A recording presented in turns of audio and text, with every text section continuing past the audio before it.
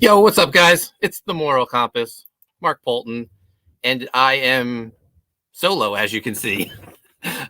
Where's Phil? I don't know, but I'm not alone because I have some people in the chat. We got Past Master Dan in the chat. He's saying this isn't the Monday Night Delight; it's more like the Monday Afterglow.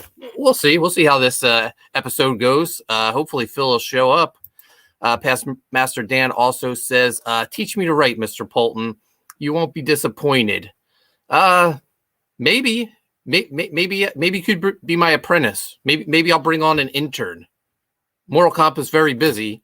Maybe an intern would be helpful. So I'll keep that in mind, Past Master Dan. Actually, last crowdfunding campaign I did, Sea Dog, I actually offered script critiques. And a couple people took me up on them. So I'm actually going through their scripts now, and we're going to set up some Zoom conferences, and we'll go over the notes. Oh, so we have someone here. Phil McNulty. Hey. There he is. Hey, everybody. Sorry I'm late. That's what happens when you have to drive from Trenton in rush hour traffic. You do the best. You got to tell school, look, you got to let me out, 10 minutes early so I can get on, and I got Pod God commitments. Listen, today was a day. I caught something happening in the bathroom that I shouldn't have. Oh, no. Between two teenagers. And I was like, oh, I'm not leaving to work. I'm not leaving work on time today. Oh, man. Yeah, it was. Oh, no. So originally we were going to do this yesterday. Yesterday was my anniversary, but I was committed. I was ready to go. I was going to do La Pod Gods on my anniversary. No. I'm glad I backed out now. I don't need Chrissy getting on me. But I took you away from. No. I'm good. How was your Sunday, Phil? It was good. Went to Seaside Heights with the girlfriend, and one I should have. You ever been to Seaside Heights, Mark? I believe so. I should have bet on the entire block, and I didn't, and I lost getting out on a jersey. But I did win some Swedish fish, so I guess all's well that ends well. Nice. Yeah, I think I saw some ice cream pics that you posted. Heck yeah, it was it's the Coors Brothers with the orange vanilla creamsicle. I've been so good on my diet, but anytime Jersey Phil goes to a boardwalk, I just revert to fried Oreos, everything fried. Yeah. I'm like, we gotta get this and this and this at White Castle. It's cheat day. Always. So before we get into wrestling, this is a big week for me. Anniversary yesterday. Thursday is Chase's birthday. But then Friday, we got the launch of Viking Wolf. Phil, you're going to do a stretch goal piece for me. Yes, I am. I'm working on some thumbnails. As soon as I get Sean, what I'm going to do is work a little bit more on Sean's cover.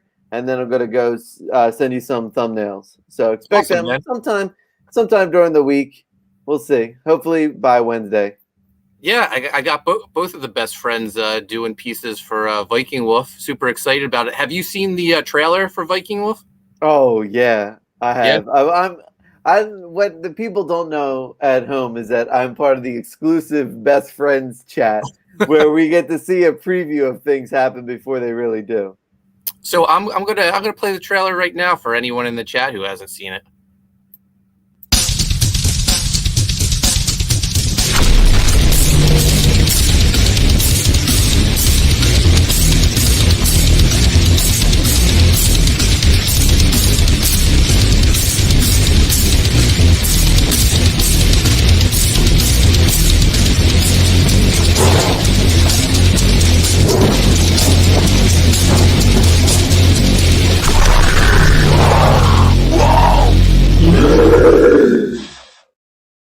There you have it. Did you hear that like heavy metal scream at the end? I've been waiting for this to ask you. What is that? Did you do the scream? No. I hired someone to do that. Who did you hire to do this? I have a friend who used to be in a band. I Oh don't know. God. Oh God. That is Ott and Stuff's Joe M. Sontag screaming that at the end. You get to pull favors, Poulton. No favors. This was work. I paid him.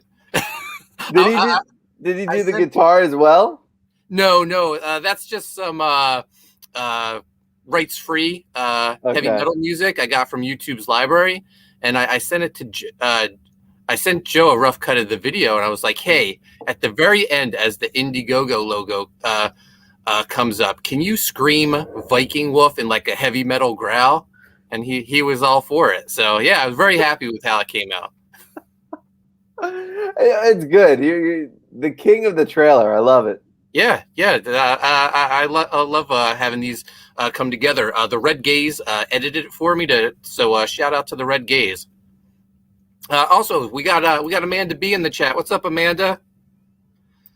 Past Master Dan, he was here for me when you weren't, Phil. So shout out to Past Master Dan. We got Todd's Truth in the house. Past Master Dan, he's bucking to be my apprentice or my intern. He wants me to teach him how to write. All right. Past Master Dan says, congratulations, Mr. and Mrs. Poulton. I got the Poulton privilege. That's how I got Joe Sontag to be part of my trailer.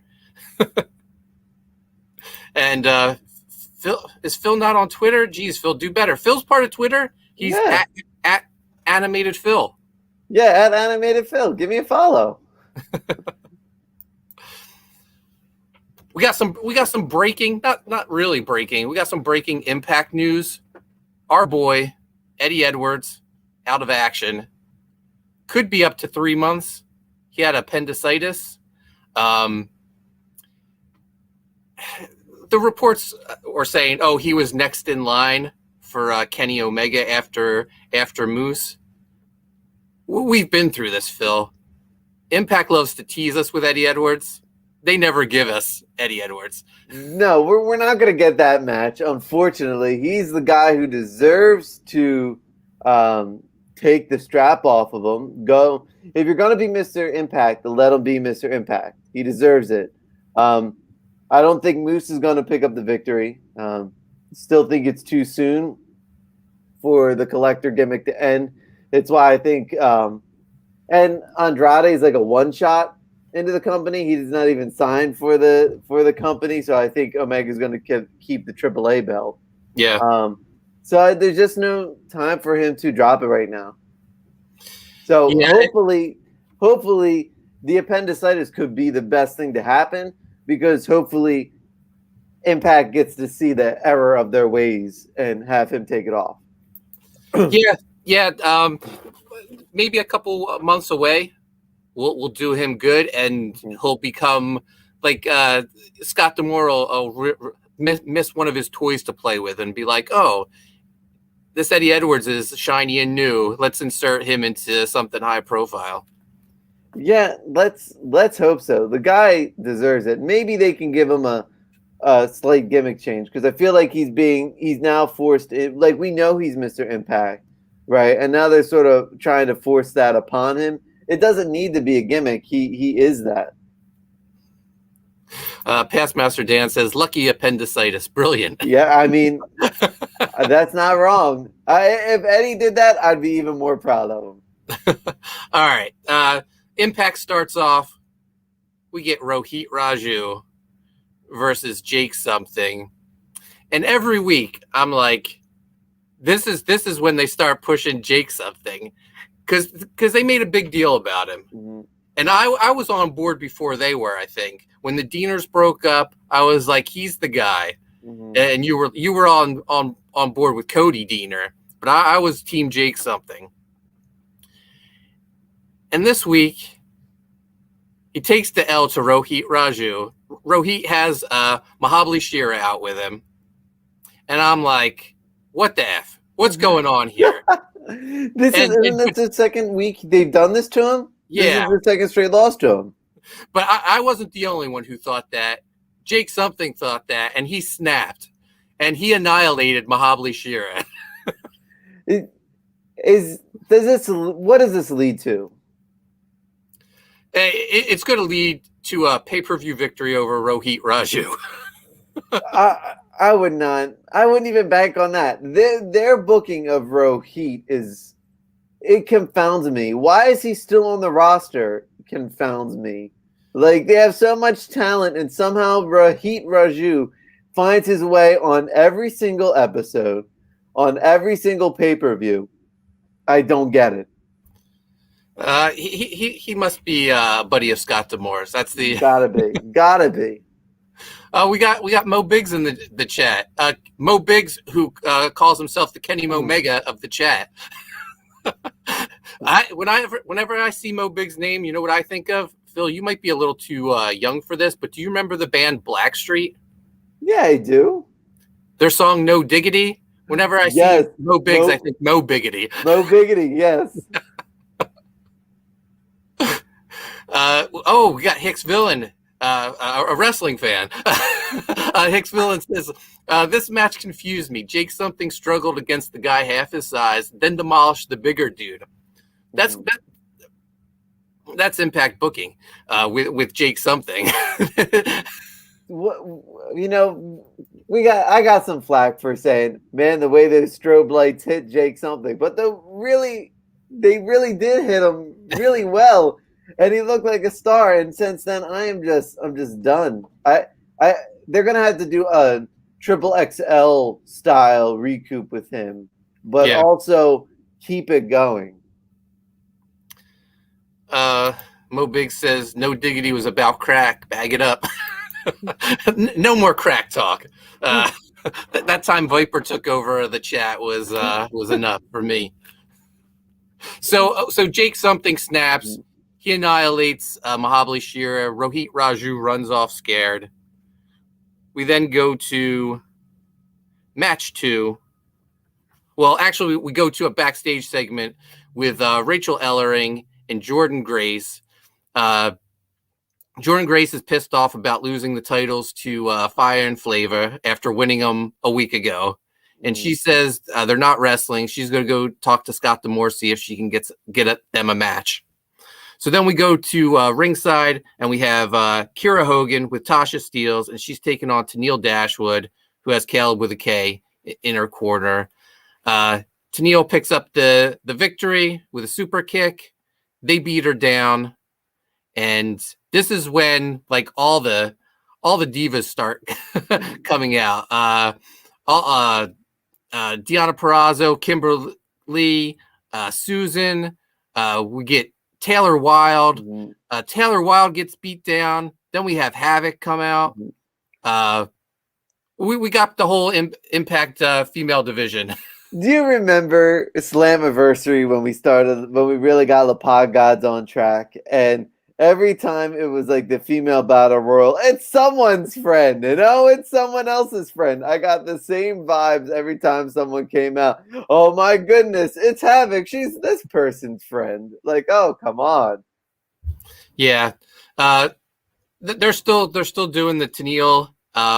Thinks she's partners with Taylor Wilde. Taylor Wilde wants nothing to do with it, but she keeps coming to the aid of Tenille because she's a good person. And if you've been following the Pod Gods the last couple weeks, we love Taylor Wilde. She can do no wrong. There's only one person I need to come out here, and that was Taylor Wilde. I didn't need all the other stuff. Just more Taylor Wilde, please. Yeah. Past Master Dan says, Caleb with a K. I don't like him already.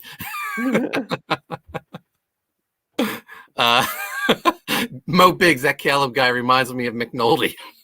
With an M. You got to start dressing like Caleb with a K. Oh, no.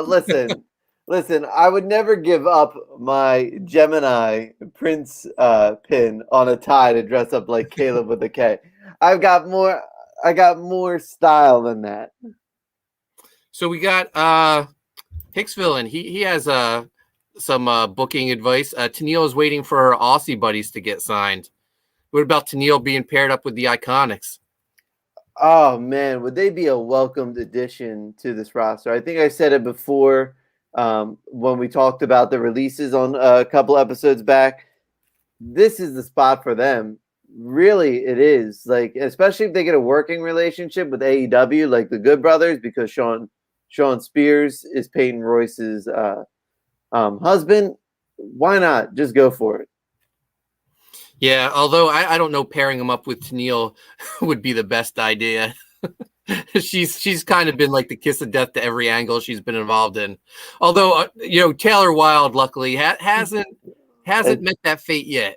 It's sort of like if the Iconics come in and they get signed by AEW, they're teaming them up with Brandy, and then we have another thing that's gonna die. The other kiss of death. Who wins in a match? Brandy versus Tennille. Tennille, because Brandy won't ever win. I'll go on record and say Brandy won't ever win. Mo Big suggests a Bogan makeover for the Iconics. So next up we have VSK versus Petey Williams. Phil, can you talk about this for a minute? I have to take this text. All right, sounds good. So VSK returned to Impact for the first time since debuting against El Phantasmo. Against former X Division champ Petey Williams. Petey Williams was awesome in this match. He hit him with a Canadian Destroyer, and no one does a Canadian Destroyer better than Petey Williams. Petey Williams was doing it before everybody was bringing it in, before the Lucha Bros were making it part of their tag team arsenal. But Williams got the win over VSK. VSK is someone who they're slowly building. I think him and Matt Cardona have a relationship outside of Impact, but Petey Williams was super impressive. Mo Big says Mark got a text from Caleb. He's furious about me comparing him to McNulty. Settle down, Caleb. Yeah, I smooth things over. Don't worry. VSK is trained by Brian Myers at Brian Myers School Cap Pro. I forget what it's called, but he wrestled Matt Cardona at the Major Wrestling Figure pay-per-view that was WrestleMania weekend, and he beat Matt Cardona. They make a big deal about VSK on Impact, so I have a feeling he might stick around after this group of tapings, I think. But man, Petey Williams still got it, don't he? Oh yeah, absolutely. So then backstage we had Gia Miller with Rich Swann, who said he was responsible for losing the Impact Championship. Made no excuses for it. Thoughts? I'm sorry, man. My texts keep blowing up. I'm not paying attention. I'm gonna take Mark Poulton's answer and just tell you, Rich Swann is the least impressive star on the Impact roster. His promos, when they go serious, are believable, but when he does the sad "what was it me" stuff, not really about it. Todd's Truth says in the chat, VSK is just a jobber on AEW, gets beat by everyone. But remember, what is another man's trash is another one's treasure, and VSK is the treasure to Impact. Sorry, taking care of some Viking Wolf business. That's okay. So Durst heard his voice, and he's coming back for you. Oh, okay. So where are we at? Match 4? Yep, match 4. All right. So did you cover Jordan Grace? She came back from talking to Scott D'Amore? No, we just got done Rich Swann, and was about to touch on Morrissey to basically blast Rich Swann with the big boot. Best segment of the night. Anytime Rich Swann takes a big boot, it's a good episode. Yeah. So Jordan Grace comes back from Scott D'Amore's office, and she tells Rachel Ellering they got a match. And Rachel's like, great, who's it against? And Jordan tells her each other. And Jordan starts getting dressed for the match. And Rachel Ellering's not too sure about it. They have a good match. But Phil, do you remember, now this you're probably way too young for, when Dusty Rhodes came to the WWF, they started teasing him in these vignettes, and every week he would have a different job. Yeah, I remember this. This is Jordan Grace's new gimmick, because every week she does a different job. How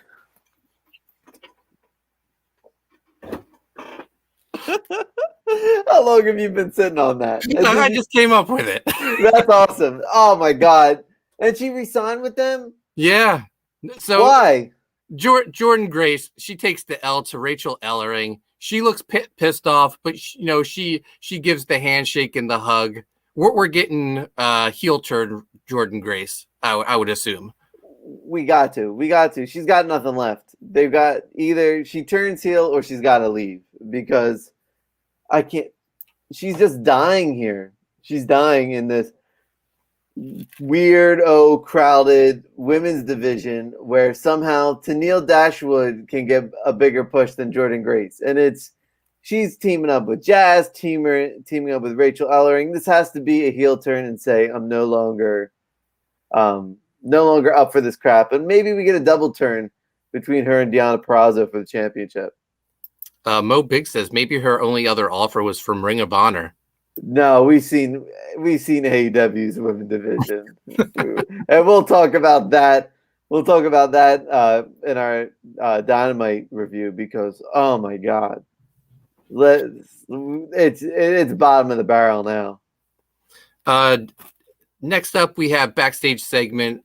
Brian Myers is talking about how he came to Impact to have something for himself. And then Matt Cardona shows up. And then Matt Cardona shows up during the Backstage Segment, and Brian Myers beats him down brutally. Mm-hmm. Matt Cardona went on vacation to Hawaii. I think this was a way to write him off TV for a while. Brian Myers is so good. So good. I love anytime you get this Brian Myers, which he really has been since he signed on with Impact. He should be X Division champion, in my opinion. But we'll see what we got. Until a face gets the belt, he's not going to be in the world title picture. Hicks Villain says Jordan Grace should take over Tessa's gimmick of wrestling dudes. Yeah, didn't she take on Brian Cage at like Double or Nothing, or she beat Brian? She beat Brian Cage for the championship a while back. So, speaking of championships, the Moose promo that gets interrupted by Kenny Omega and Don Callis. Yeah, this was good, and they sort of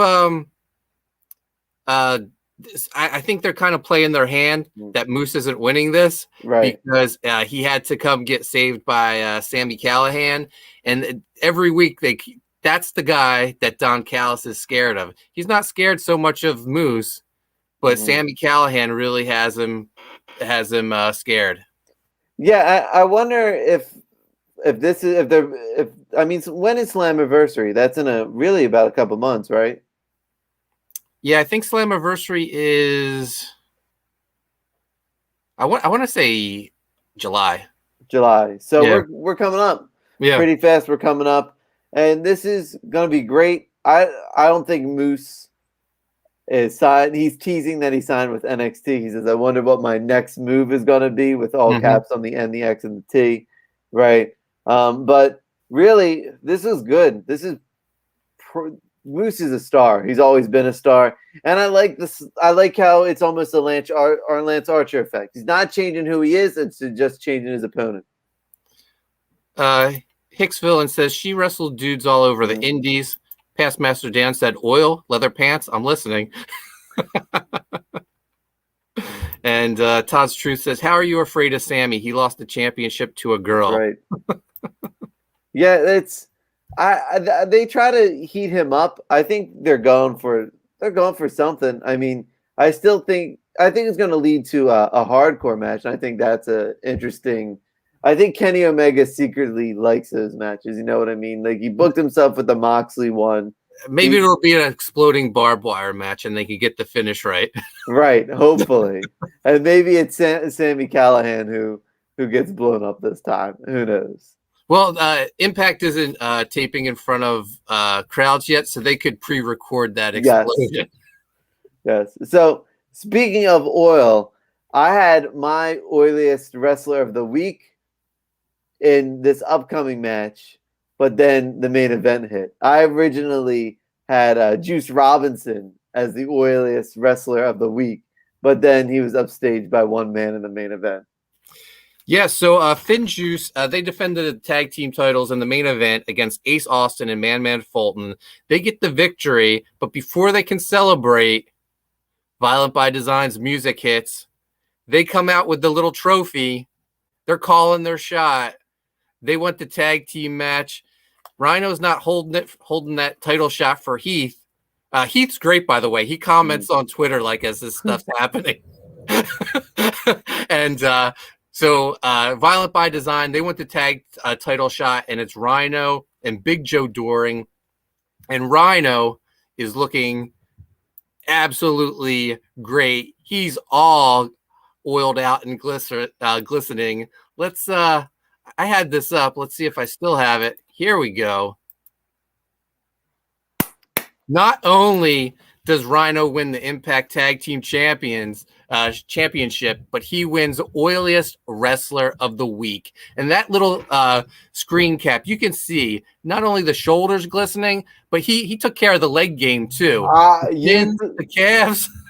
You took the words right out of my mouth when they came out with the little trophy, and they were standing on the ring, and they had that shot up. His thighs were absolutely glistening. Like, I thought Juice Robinson's chest was gonna really put him over the edge, right? Because you could tell he didn't hashtag rub it in, but Rhino came out purposely hashtagging not rubbing it in. He was letting that oil bounce, baby. Indie Wrestling Aces, Rhino looking jacked. All because of the oil game. Yeah, Rhino's having a good little run with Impact. When Heath went out, everyone was like, "Oh, Rhino will probably be off TV for a while." No, he's the big wrecking ball for Violent by Design. I love it. This is a perfect spot for him. He's using limited amounts, but it's just like when he was with Edge and Christian back when they bought ECW, and he would come and he would just gore everybody. Yeah, this is what I want from Rhino. I want him to come in, gore people, and leave. So now that Violent by Design are the tag champs, who do you see as their contenders? They seem to be throwing a lot of teams together. We got TJP and Falaba are back together. That's something we forgot to talk about. Swingers Palace. It seems Fala was working as a swingerella down on his luck, and TJP won his freedom. This is what I love about Impact, is that they use these, like, we talked about Wrestle House, right? They use these backstage and funny segments to actually, bring it up. I love it. Hicks Villain, he says Rhino isn't oiled up. He just hasn't showered since the Philly promotion. So Philly, ready to talk some AEW? Yes, let's start with AEW. Someone who doesn't show up oily, his sweat. That's like with Christian Cage. We knew he wasn't going to be oiled up. We just knew that the man sweats profusely, right? So because he outworks everyone. He outworks everyone except in the oil game. But his opponent was Matt Sydal. We could tell what was coming from a mile away. We knew that Christian Cage was gonna win. Taz was out on commentary, and then after the match, isn't it great when you hear Ricky Starks' music? Don't you get hyped? Starks is the man. What I love about Ricky Starks is I'm watching this, I'm like, man, he's got to come back, and he's got to get that TNT championship. This guy I love him every time he comes in, and when when Hangman Page came out, because Hook comes out, they're beating up Christian Cage, and then who else but Hangman Page comes out and he gives Ricky Starks the glass full of scotch, and Ricky Starks smells it, and I thought that was such a good touch. The guy gets professional wrestling. Johnny Cage says Christian really is outworking everyone. Christian's amazing in the ring. What happened to Matt Sydal, though, man? He is just like at this point just glorified enhancement guy. Was he ever gonna, like, no offense to Matt Sydal, but he can't speak on the mic, right? He does really good in ring stuff, not great, really good. And the one move that he was supposed to debut with, he slipped and fell, and that's kind of what his AEW run has been. It's been all downhill from there. And like, no offense to the guy, he does a really good job of putting other guys over. It's sort of what he did back in the WWE as Evan Bourne. Also, Hook looking jacked. You think he'll make an in-ring debut soon? I hope so. Hook outclassed Brian Cage in this one. Hicks says Hook's finisher is the chop block. When he nailed Hangman Page, I said, that son of a bitch, way to go. No, you said before Brian Cage is like the fourth guy on Team Taz as far as like charisma and stuff. What happened with him saying to Sting, I respect you? What happened to the breakup? That ended sooner than the Nightmare Collective. Yeah, I don't know. Didn't Brian Cage at one point have the Thanos glove? Maybe he snapped that moment out of time. He needs to bring that back. The man needs something. Like, he's a much better face than he is a heel, right? So he's uncomfortable in that spot. The guy can speak on the mic, right? But he's with Ricky Starks, who can really speak on the mic. And he's just in a faction that doesn't highlight his strengths. It's unfortunate, but that's where we're at right now with Brian Cage. And we know he's going to lose the rubber match against Hangman at the pay-per-view. Yeah, no, I agree. So next up, we had Jon Moxley and we had Eddie Kingston up against the Acclaimed. Both Moxley and Kingston defeat the Acclaimed, which was one of the most hilarious starts of a match. When after Max Caster did his rap and he implied oral being, and then he said, "What? It's her podcast." When Moxley just decked the heck out of Bowens, I popped. I almost fell out of my chair. It was hilarious. Yeah, no, and looks like Tony Khan spent some money and got the rights to Wild Thing because they came out to it once again this week. I like the backstage interview with Moxley and Eddie Kingston when Kingston was telling them who the Acclaimed were, and he was like, they're rappers, or there's a rapper and the rapper's friend, something like that. They are. I think this is my favorite use of Jon Moxley. I think, Moxley really benefited when he was in the Shield from Seth Rollins' promo work. I mean, so did Roman Reigns, but Seth Rollins really carried that trio mic-wise. And, Eddie Kingston's doing the same thing for him right now. Just having him be the mouthpiece for Moxley's been fantastic. Like, and I buy their friendship. It's genuine. Todd's Truth says Matt Sydal is at least getting wins. Poor Mike Sydal got killed in back-to-back weeks by Powerhouse Hobbs and Brian Cage. True. Yeah, you don't want to be Mike Sydal. Hicks Villain says, how did it take this long for a heel to make fun of oral sessions?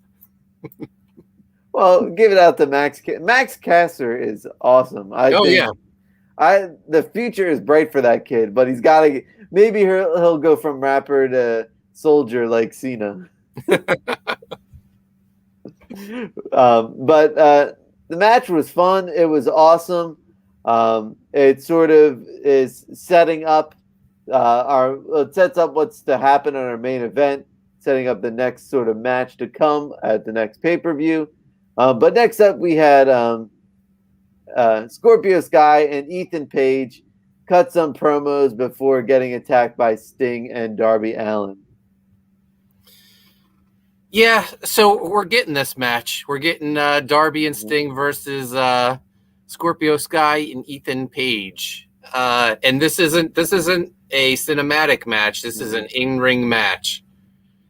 Is Sting going to wrestle in the long sleeve sweatshirt? No. No? He'll be. I think he's been holding back from us. I Well, I think. hope so. I think we're gonna be surprised with Oil game?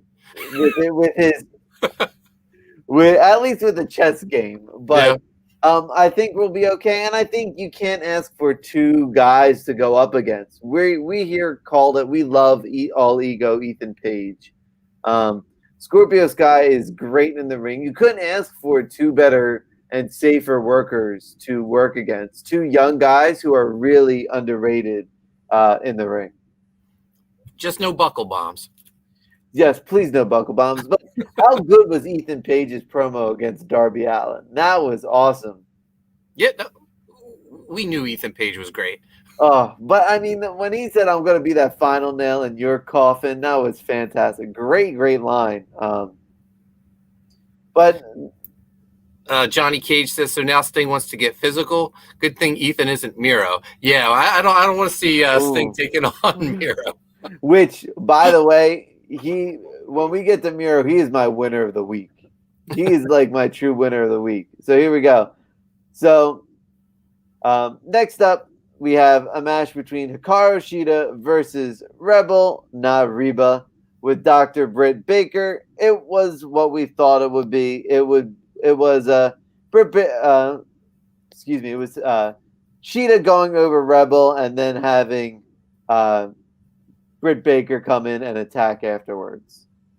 For a second, I thought we were getting a Rebel win when she hit Shida with the crutch. I thought, oh, they're going to get Rebel a little win leading into this match against Britt Baker, but it's Britt Baker's time. She's got to take this title. And we know next week's Dynamite is on Friday, so it's Friday at 10, so it's Friday night Dynamite. We know this celebration is going to get trashed by Britt Baker. We know it. Yeah, absolutely. So also backstage, we had probably one of the backstage segments of the week. It said there was unseen footage from last week with Orange Cassidy, who was legit hurt. We called it here on the Pod Gods last week. We questioned whether Orange was legit hurt. So I'd like to think we were the breaking news on that one. But him and Don Callis and Kenny Omega try to talk Orange out of this spot. They rip it up, to which they hilariously pull out another one and say, "We knew you'd probably do that, but we want you to think on it." And got another one. Really good backstage segment. I love this. Yeah, this was funny. And Orange Cassidy, true to the gimmick, he's ripping the paper, but he's ripping it really slow. But I love. We got Zayd Comics in the house. What's up, Phil? That's Phil Zayd. Diaz. Phil Diaz. Zayd there you go. But no, I think we're gonna get that tease of Orange almost pinning Omega before Kenny wins the match. But I'm all down for an Orange Cassidy Kenny Omega feud. So yeah, no, I think just the banter and the promos would be gold. I'm excited for Don Callis to get pissed off that Orange Cassidy doesn't talk. Like, I'm excited for that. Johnny Cage says he'd be happy if the stars somehow aligned for Cassidy to win this match. I think it's too soon for Omega to drop the belts, and I think they are building up Hangman, but they are missing out on an opportunity if it's not Orange who takes the strap off of them. You know what I mean? Like, this could be career defining and star making. Todd's Truth says Omega had the best line. He didn't even read it. This is the best booked Kenny Omega's been in a while on AEW. I feel like I'm always saying that he's booked better on Impact, but this is great. Kenny Omega is. We knew we wanted him to be champion. We knew we wanted to take the belt off Moxley. He has come up, but he's always hit home runs with every segment since he's won this championship. Yeah, he's been great, and having Callis with him has been a really great addition. I wonder who. They always talk about, oh, this has been in plan since Kenny Omega was 10 years old. But I wonder at what point, like sometime last year, they decided, it'd be really great if we had Don Callis with you, Kenny. I mean, and think about it. I think it has to be some long form storytelling because Don Callis would only come up to talk about the Omega matches, and I think that's when they were just like, you know what, let's start it now. Oh, we got Corey Barton in the house. What's up, Corey? We're just talking wrestling, man. So next up, we had another Inner Circle promo. Will they accept the Pinnacle's challenge? Ultimately, they do. For a Stadium Stampede match, do you think the Inner Circle loses this match? I know it's a bit early. I think they win the Stadium Stampede, and then eventually they'll have to have some sort of blow off between the two. Yeah, I think it'll be one more match. So I think it'll be this, because the Stadium Stampede match is clearly for a face team to win. You know what I mean? Like, we know King of the Ring is always for the heel to win, but this is always for the face to win because of the great spots you can have. But I thought Jericho was great. Sammy was great. Hager with a great promo. It was really good all around for the Inner Circle, which led to the Pinnacle's response with their promo. Yeah, this was them at the restaurant. Yep. John Spears. Yes, John Spears stole the segment. Go ahead. Oh no, I'm with you. I think Tully handing the money would say, "Don't worry, this will fix it." Great use of both of them. Yeah, and I think pretty much just great use of everyone. Even Wardlow, he after Sean Spears spazzed out, Wardlow just reached over and took the food off his plate. The Pinnacle's such a good group. I love that. I think we're gonna have to get a blow-off match between these two groups, but they're planting the seeds of doubt in my mind that the Inner Circle, like, I think they made me question whether they will win this match or not, just because the Pinnacle as a group is sort of like the new Inner Circle. They're the heel group, the heel faction, where all the members are super strong at what they do. Yeah, do you think like this eventually leads to the breakup of the Inner Circle? I do. I think it's time for them to sort of go their separate ways, almost like how DX did back in the day. Remember when Billy Gunn sort of got kicked out because he tore his tricep, and then Road Dogg and X-Pac sort of just faded away, and Triple H sort of just kind of moved past that. I think the Inner Circle will lose their third match, and I think they'll slowly start going more into the traditional singles and tag routes. Yeah, and then every now and then you'll get like Sammy coming to Chris Jericho's aid, and you'll get like a mini reunion and stuff like that. Yeah, I think that's what it'll be, and we'll all eat it up and say yeah. But no, I'm with you on that one. Todd's Truth said, "Did you hear that Don Callis is no longer an exec at Impact and is transitioning to being a full-time manager on AEW?" Yeah, I did read that. I guess it was like a couple weeks ago. He was no longer an exec at Impact, and then more and more is coming out about it. Johnny Cage says, "I feel like the Pinnacle would benefit more from this win than the Inner Circle." That would be crushing if they took it like two victories in a row. No, I think they're gonna do the Jericho Orange Cassidy method. Just have one more match. Yeah. I agree. That's why I feel like they put the doubt in my mind that the Inner Circle will win this match, because I do think the Pinnacle is on the rise and the Inner Circle's slowly. Like, I think they just want one good face run before they go their separate ways. But next up, we had the NWA Women's World Championship match: Serena Deeb versus Red Velvet. And this is how we know that Jordynne Grace just didn't get a contract from Ring of Honor, because this match was hard to get through.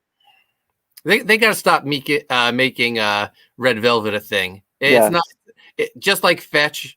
it's not getting over. And Serena Deeb's okay. I don't know whether she's face or heel. She really doesn't have any Depends personality. what week it is. Yeah, I just don't. I'm not in for it. I think, and it just shows you the lack of depth they have on AEW's women's roster. You know what I mean? Yeah, no, I usually like Serena Deeb, but there's really no, I don't know, no plan in motion for her at AEW except to put on these, decent matches. But I don't think there's any. They don't have her in their plans of storylines or anything like that. No, agreed. Next up was the segment that shouldn't have been as entertaining as it was when I saw this Anthony Ogogo versus Austin Gunn matchup for next week. I said, "You gotta be kidding me!" And watching this match, this was awesome. The story these two guys told was fantastic. Austin Gunn, pretty good little worker. He made Anthony Ogogo look good. Right, and between the blood that got from Austin Gunn's mouth that got on Anthony Ogogo and he wiped it off his face, that was a special moment for Anthony Ogogo. You know what I mean? And they really got that finisher, that gut punch over because they really kept wailing at it. I thought this is an excellent match for both these two gentlemen. I'm walked away impressed with Austin Gunn a lot. Todd's Truth says they have some great women in AEW, but they still can't book women at all. Nope. Is Kenny the women's booker? Probably. I think he was. Yeah. Hicks Villain says once Jade finds a manager, she doesn't want the women's roster is in trouble. We got smart Mark Sterling again, the wrestling lawyer. I thought he was great in his little segment. I do like how he said, "Listen, I'm not here for me. I'm here for you." He's like, I want to be aboard this train. And I think he got a little bit of a respect interrupting her segment. Like, I like this version of Jade Cargill. I like the fact that she's confident in who she is and her abilities. And I think it's really playing well in this little back. It's keeping her relevant. She's getting squash matches. She's super impressive for only having a handful of matches. Yeah. We got Lord Crackhead in the house. What's up, Crackhead? Todd's Truth says Ogogo is a joke. He can't wrestle. If they want a boxing match, bring back Tyson to knock out this Ogogo punk. But I think that's what we're supposed to feel. I think that's exactly and I've said on previous podcasts, and Mark knows that Anthony Ogogo does nothing for me. But when you work in a segment like this to push forward a match in the way he grabbed the American flag and Cody grabbed the back, the storytelling was probably one of the better storytelling aspects that AEW has had in quite some time. We got Oliver from 656 Comics in the house. What's up, Oliver? Wouldn't it be great if this is far-fetched, but do you remember in the height of the Attitude, not right before the Attitude era, when you had Bret Hart as a heel who was loved by the Canadian audience? If we could get that same thing with the UK wrestling fan base, which is pretty big, if they gravitated toward Anthony Ogogo and we had this rivalry. That's not happening. No. Even they're room for Cody. But after that, it was Miro's best promo ever. They sold me a ticket. Hey, Eddie, I love your box. They sold me a ticket for this Lance Archer Miro match. This is going to be wild. Yeah, no, this was great. Miro yelling at Jake Roberts, I thought was great. Miro shorts representing the classic red belt for the TNT title was hilarious. When he says you bring out that old man just to hold you back, that was a killer line.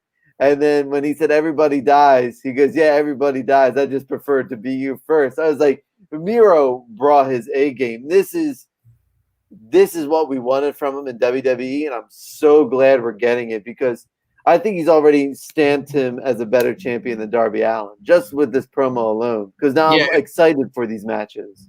ever since he beat up Kip, he's been on fire. And he pulled the same thing. I apologize, Darby, because I really am a nice guy and you're forgiven. And I was like, this is fantastic. Like this is him being the best man in this version is better than being a literal wedding best man. This Yeah. him being I'm better than you, so I forgive you is such a good gimmick for him. Todd's Truth says they keep saying a go-go is an Olympic bronze medalist. That's just the second loser. Mo Big says we have something like that, referring to my Bret Hart is a face in Canada, a heel in America. We have something like that in Comicsgate. Eddie Winkler is a face to everyone but me, who he torments by not shipping my book. You're going to get your book soon, man, and when you do, you'll be very happy. Yes. All right, we're all caught up on the chat. So, main event time. The Young Bucks versus the Varsity Blondes. They are really taking this Brian Pillman Dark Side of the Ring episode and just running with it. They have a cheerleader now. I love it. This is entertaining. I'm a little bit more entertained by the Varsity Blondes now. Yeah, no, the whole package is a good presentation. I love them both coming out in their varsity jackets. Now you got Julia Hart with them, dressed as a cheerleader, and Matt Jackson spraying the the spray in Julia Hart's face. What a heel! I love it. This is when they talked about going back to the same old stuff in that promo. I'm like, yes, go back to the same old stuff. And when they hit her with that spray, Matt Jackson is such a good heel. You know what I mean? Like we always talk about how Nick Jackson plays the cool, laid back one as the face, and Matt sort of falls like sort of second string to that. When Matt Jackson is a heel, he just steals everything. Yeah, no, I'm really enjoying this heel run. And this was a nice spot for Varsity Blondes. They got the main event, a Dynamite. Like you said, they're really playing up the Dark Side of the Ring aspect for Brian Pillman. But how, after watching that, have you watched it? How could you not love Brian Pillman Jr.? He's like the ultimate babyface. That's why I'm glad he brought it up. And when he said, I've been trying to avoid wrestling because of what happened to my dad. I've been trying to avoid wrestling my entire life, but it keeps calling me. And I was saying, Dynamite promo. He just looks like a star. Like he's going to break out sooner rather than later. Did you see that picture the Hart family shared, the classic Hart Foundation, then with Natty and Davey Boy Jr. and Brian Pillman Jr. and Tyson Kidd? That was awesome. Yeah, that's really good. It's nice to see, especially with what happened to poor Tyson Kidd. You know what I mean? It's nice to see that Pillman Jr. is starting to get the ball rolling on his career. Tyson Kidd looking jacked, by the way. Yeah, I think he really wants to return badly, but he almost maybe Kurt Angle can't turn my neck bad at this point. You don't want to. Imagine being the wrestler against Tyson Kidd in his first match back. You would be scared shitless. Yeah, no. But then the Bucks get the win. Then we get Eddie Kingston and Jon Moxley coming out and choking both the Jacksons out. Eddie steals their shoes as they go off the air. Yes. That's street. Did you see Mox trying to get the shoes off? He couldn't untie the shoes. No, it was hilarious. But this has been really good. I think over the past couple, and you can tell. Don't you kind of feel like they're now putting together better storylines now that they've already opened up the fact that they're going to start touring again and they're already getting places lined up, that they're finally pushing the start button on all their feuds that they've sort of been waiting for an audience to see? Yeah, no, and I think for the last couple of weeks, AEW has been the better show, better than Impact. I agree. Yeah. So that's going to do it this week. Phil, where can people find you at? You can find me on Twitter at Animated Phil. You can find me on Instagram at Animated Phil. My Etsy shop is located in the description, and shout out to Amanda B for sharing it in the chat as well. And I can't tell people where I'm at because someone's at my door and I got to go answer it. But thanks everyone for joining us. Phil, I'm going to go, but I will see you next week. Bye, guys.